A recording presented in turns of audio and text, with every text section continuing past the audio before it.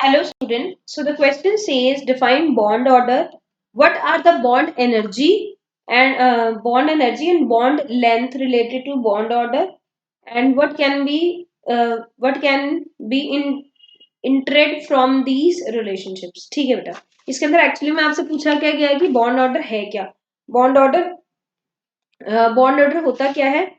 Bond order होता है number of electrons present in the bonding molecular orbital minus number of electrons present in the non bonding molecular anti bonding molecular orbitals to its half.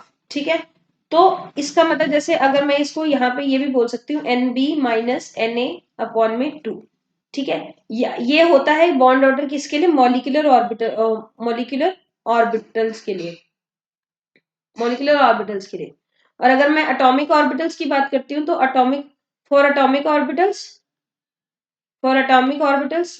जो orbitals के लिए bond order 1 होता है किसके लिए. Single bonds के लिए. ठीक है. सिंगल बॉन्ड के लिए. बॉन्ड ऑर्डर 2 होता है डबल बॉन्ड के लिए. और बॉन्ड ऑर्डर 3 होता है ट्रिपल बॉन्ड के लिए. ठीक है. ये क्या होता है डबल बॉन्ड के लिए और ये क्या होता है ट्रिपल बॉन्ड के लिए. ठीक है. जैसे जैसे अगर हम यहाँ पे देखें तो बॉन्ड ऑर्डर जैसे जैसे इंक्रीज हो रहा है वैसे वैसे क्या हो रहा है बॉन्ड लेंथ क्या हो रही है डिक्रीज हो रही है.